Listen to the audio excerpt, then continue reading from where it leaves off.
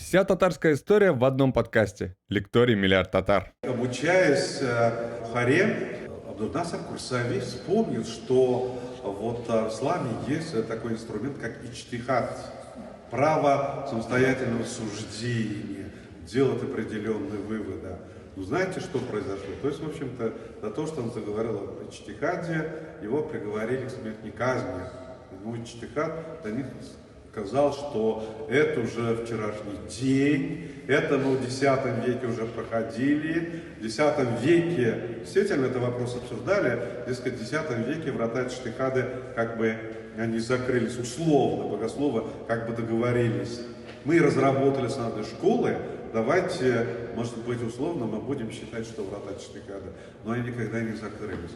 То есть, вот с одной стороны, богословы искали вот в самом исламе, как можно найти какие-то дополнительные инструменты, которые дают возможность ислам, вот воспринимать ислам как более современный. Это вот мусульманские реформаторы. Среди мусульманских реформаторов, например, можно назвать того же вот Абдул-Насер Курсави, вот Шахабуддин Марджани. Может быть, Шахабуддин Марджани из мусульманских реформаторов является самым знаменитым, крупным, который, с мировым именем. Среди татарских богословов, может быть, с мировым именем, это вот Шахабуддин Марджани, который практически сегодня во всех мусульманских учебных заведениях в разгаре знают, не просто знают, его книги читают, и Муса Джарулла Бегиев. Вот это знаменито во всем мире. Но Шахабуддин Марджани действительно был реформатором, и вот его методология, ислам называет его манхадж, его является, он настолько продуманно, мудрым. То есть Шахабуддин Марджани, он говорит о том, что пересматривать основные богословские масхабы, исламские вероучения нет необходимости, надо использовать новую методологию. И он предлагал эту методологию, и благодаря этому, в общем-то, Шахабуддин Марджани был очень известным реформатором. Из реформаторов можно назвать еще Зия Камали. Он пишет свою философию ислама, тоже мы видим, он рассматривает определенные богословские вопросы. Из реформаторов очень известный знаменитый, кстати, я еще не назвал, в джадидской медресе, это Абдулла Буби. Буби медресе, он очень жестко критикует. Но в исламе есть такое понятие таклид, это следование традициям. То есть мы считаем, что следование традициям это очень важно. То есть Абдулла Буби, он жестко критикует таклид, он говорит, это как инструмент устарелый. Я категорически не согласен. То есть, почему? Потому что, например, богослов, да, например, я, может быть, ректор, я академик, профессор, но я рядовой мусульманин. Например, для меня нужен таклид. Например, я, как мусульманин, зашел в мечеть, естественно, я прочитал книгу Ахмад Хади Максуди, там все написано, как по ханафитскому масхабу намаз читать и так далее. Я следую этим традициям. Для рядового мусульманина таклид – это, можно сказать, его вытаскивать из очень сложных проблем, чтобы он сохранил себя в рамках своих богословско-правовых традиций. И поэтому критика таклида, для реформаторов можно. Но наиболее известный реформатор, безусловно, это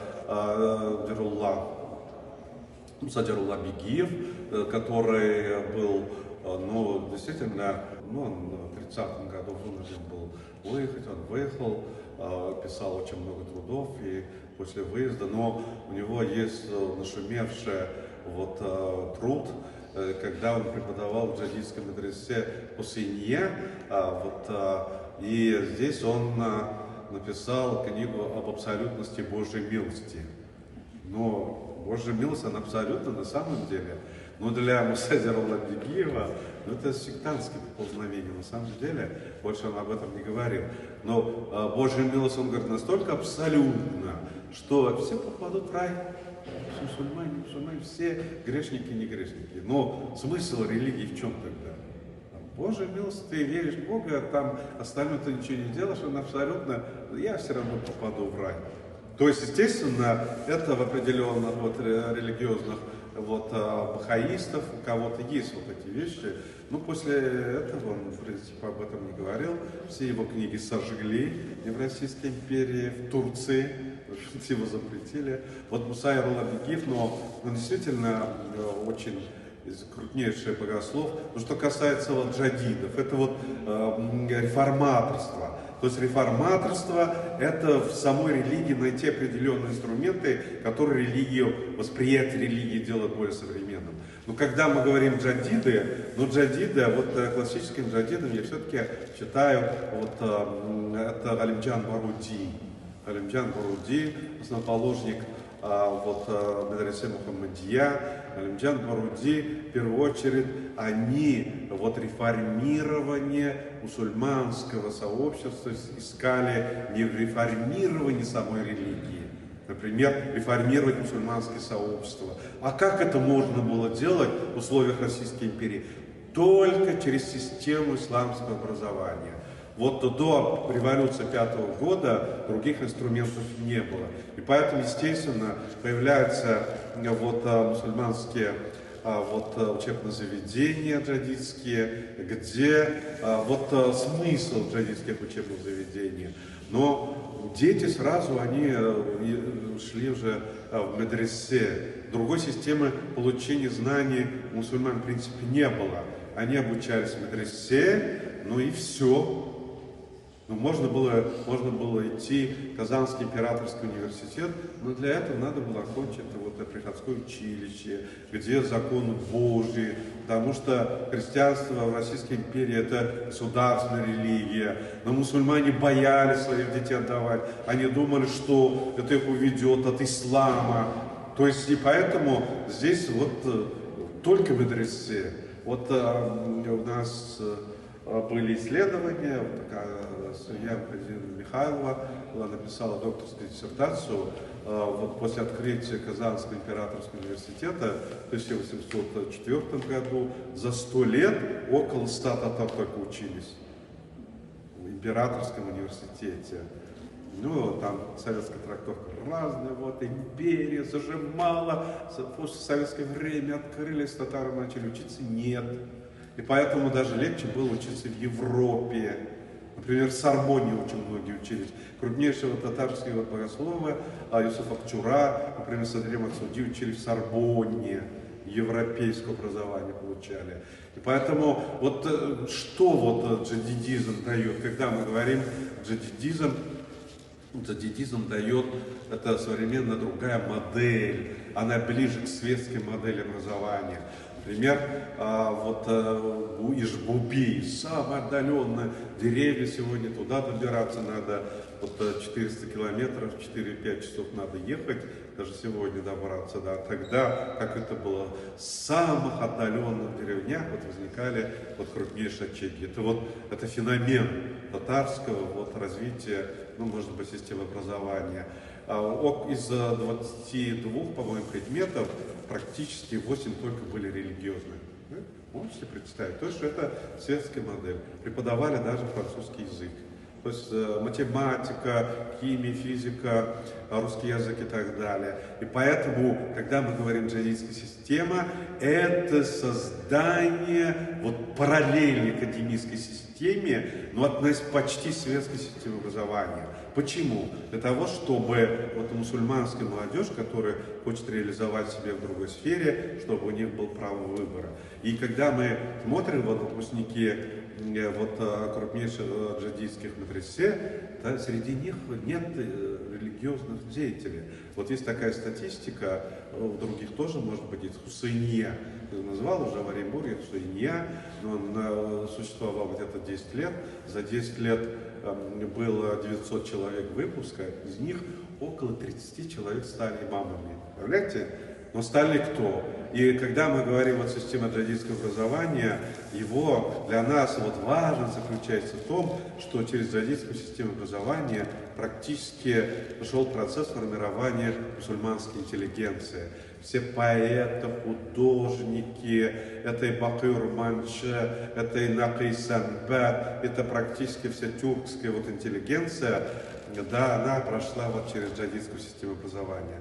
Благодаря джадидской системе образования мы получили очень мощную вот мусульманскую интеллигенцию. Вот джадидская система образования, например, Кавказ, джадидизм, они говорили, что это не наше, в общем-то их там было очень мало.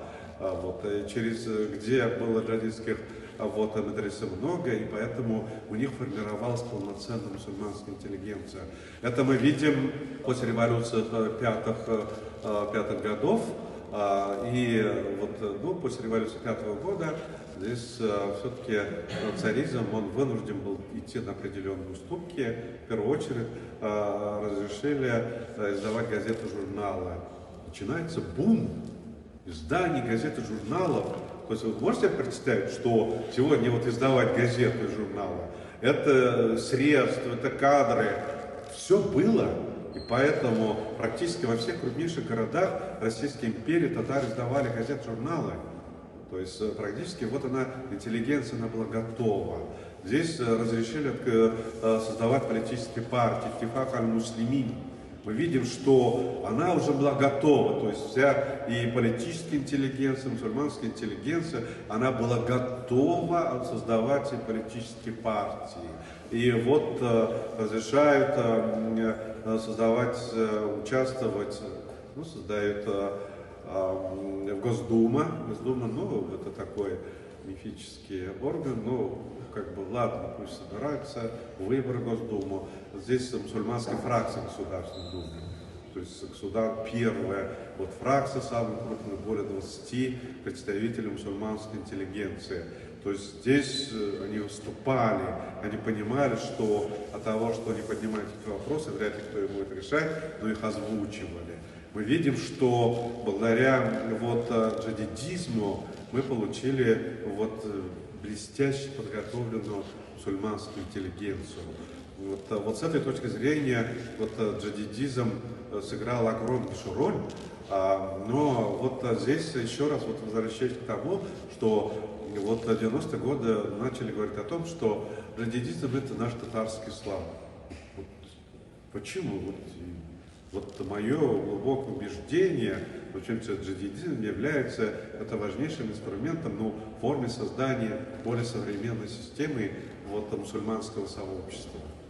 Если во второй половине 19 века, в начале 20 века, в общем-то, через систему исламского образования его делали, они готовили интеллигенцию, которая готов был принимать активное участие в создании новой модели мусульманского сообщества в условиях Российской империи. И на примере начала 20 века газеты, журналы, этой партии, этой мусульманской фракции в Государственной Думе, это очень наглядно показывает. Поэтому, когда сегодня, естественно, возникает вопрос сегодня вообще, можно ли говорить о джадидизме, когда Болгарская академия, я же говорил о том, что, я говорил, что если бы выполнить поручение президента Российской Федерации, создание конкурентоспособной системы исламского образования и возрождение отечественной богословской школы, это только традиционная система исламского образования. Традиционная система исламского образования. И поэтому, естественно, если я и сейчас работаю с докторантами, аспирантами Болгарской исламской академии, традиционная система образования хорошо, но необходима методология. Я с ними очень много эти вопросы обсуждаю. Я говорю, есть исламоведение, но она колониальная наука, это не наша наука, конечно, потому что исламоведение это взгляд со стороны, то есть исламоведы на ислама не смотрят. Поэтому, естественно, когда мы говорим о мусульманском богословии, мы должны использовать то, что пишут исламоведы, но в ключевых вопросах, безусловно, у нас есть различия, особенно методология. Но это вопрос тоже очень интересный. Но вот я поэтому говорю, ну чем занимаются исламоведы? Вы изучаете, например, вы читали Эдвард Саид, был такой ориентализм. Это на книге Эдварда Саида «Ориентализм» были воспитаны целое поколение западноевропейское, российское исламоведов. Они говорят, нет. То есть это, можно сказать, глыба. Ну как может быть богословом, не знаю, эти вещи. А вы слышали, я говорю, Мишель Фуко, современные исламоведы, этого несчастного философа, не надо, они склоняют считать, Мишель Фуко так говорил и так далее, хотя в исламе он очень мало писал, но его методология очень привлекательна. Или, например, герменевтика и так далее. То есть очень много инструментов, которые сегодня философы, исламоведы используют, и поэтому здесь мусульманское богословие, оно развивается в рамках традиционных, может быть, богословских учений, но эта методология, инструментария, безусловно, должно быть она джадидской. Вот вопрос. Это как Шиабутдин Марджани. То есть Шиабутдин Марджани, он не выходил за пределы традиционно богословских ценностей, 4 масхаба для него все. Он даже не мог себе предположить, чтобы критиковать. Он каких-то богословов критиковал, акида 2 школы, ашариты, матуридии. Но тем не менее у него методология была современная для 19 века.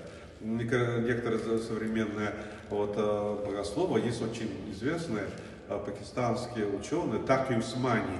Это самый крупный богослов, который пишет по исламской экономике. И крупнее его нет. Он, представляете, он пишет, что методология Шиабутдина Марджани дала нам возможность сохранить наши традиционные школы. Шиабутдин Марджани. И поэтому, естественно, когда мы говорим современное религиозное современное образование исламское, это, по сути дела, академистское, но мы должны использовать современную методологию. Может быть, она больше джадидская. С этой точки зрения джадидизм, она совершенно не устарел. И поэтому брать джадидскую модель 19 начала 20 века, попытаться сегодня использовать, это уже вчерашний день. Потому что наши дети получают светское образование в школах. Поэтому они приходят в исламское учебное заведение не для того, чтобы изучать политологию, социологию, чего-то. Для этого есть федеральный университет и так далее. Они к нам приходят получать глубокие исламские знания. Но тем не менее мы должны их выпускать современными, продвинутыми. Для этого эта методология, она очень важна, но она может быть больше джадидская. Нет, я уже говорил, здесь, да, ислам един, то есть вопрос, тоже очень тонкий вопрос, например, особенно на примере христианства мы видим первый раскол, в X, в Европе в XIV веке тоже думали, общество довольно быстро развивается, период реформации, религия тормоз, что делать? То есть, в общем-то, появление совершенно новой религии, протестантизм тоже в Европе это было связано. То есть, смотрите, в религии действительно, не заложено какой-то инструмент его развития. Это было бы нонсенсом, если в самой религии мы искали инструмент его развития. То есть религия для нас это то, что неспослано Всевышним, закончено в совершенной форме. И поэтому мы все должны, верующие, естественно, мы все должны стремиться ее воспринимать в таком первозданном виде, как она неспослана Всевышним. То есть мы не должны думать о том, как развивать религию. Это нас сразу выведет за пределы самой веры, если мы изначально начнем искать в самой религии какие-то инструменты развития религии. Но с этой точки зрения я уже говорил о том, что, конечно, есть разные инструменты его восприятия. Например, в 922 году сюда приезжает Ибн Фадлан.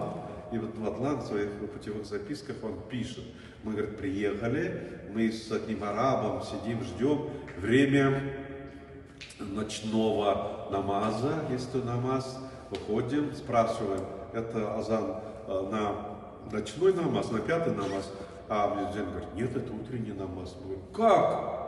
Мы ночной намаз еще не читали, какой утренний? И он говорит, что у нас время ночного намаза не наступает. Ночной намаз наступает, когда краснота зарева, краснота горизонта исчезает. Шафак кызыллыгы быта, а его он не исчезает. Я вот к тому, что вы говорили. То есть, и он говорит, действительно, мы наблюдали, и вот потом в течение, вот даже в X веке, некоторые историки говорят о том, что посвященные этой проблеме были написаны, сколько раз читать намаз. Если время ночного намаза не наступает, может, мы объединяем, давайте 4 раза, все, Аллаху Акбар. Некоторые говорили, нет, нельзя. То есть, понимаете, вот вопрос восприятия, вопрос проблемы пятикратного намаза, как его толковать. Вот с этой точки зрения, поэтому есть инструменты кияс, например, или иджма. То есть, например, иджма – это согласованное мнение большинства богословов. И, естественно, вот каким образом решать этот вопрос? Только в 19 веке Шабутин Маржани решил этот вопрос, он сказал, по Корану пятикратный намаз – это главное. А время наступления намаза – это вторичное по отношению к пятикратному намазу. И поэтому нечего обсуждать, сколько раз пятикратный намаз, а время – это уже вопрос обсуждения, вопрос иджмы.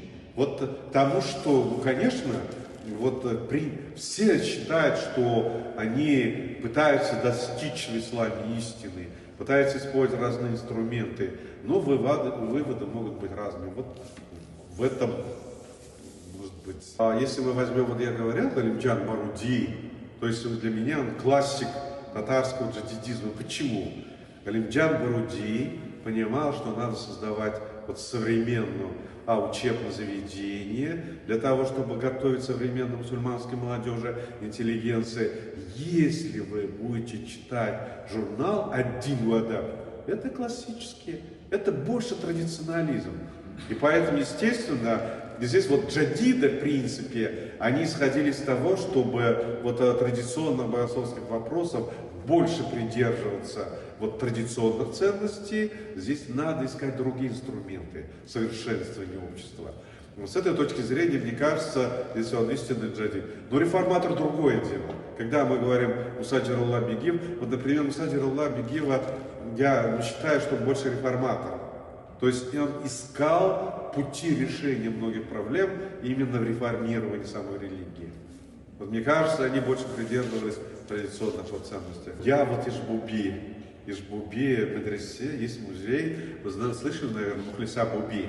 Это был первый кады, первый мусульманский судья, который был избран в 20 каком-то году на съезде мусульман. То есть казы, то есть это, можно сказать, очень серьезная фигура, поскольку он решает богословские вопросы. Но и в музей идешь, там нет ни одной женщины в платке. Там с трудом нашли, Мухлиса Буби сидит там среди имамов, она в платке. Вопрос тоже очень интересный. Но поэтому здесь существует такой миф, татар, это колфак, только это традиции, татарские платки, это хиджаб, это все привозное, это арабское. Я думаю, ничего себе, я уже древний бабай, меня воспитала бабушка, это ведь 70-е годы. 70-е годы советской власти, это не 17-й год. Бабушка никогда даже, при нас она выходит из бани, она снимает платок, расчесала и быстро одел платок. Мама, она вообще не представляет себе, чтобы ходить без платка. А мы говорим, колфак, начало 20 века. Все-таки моя версия. Почему я считаю, что здесь почему? Это семейные фотографии. Все-таки, я думаю, это семейные фотографии. Это фотографии, они сделаны не для публичного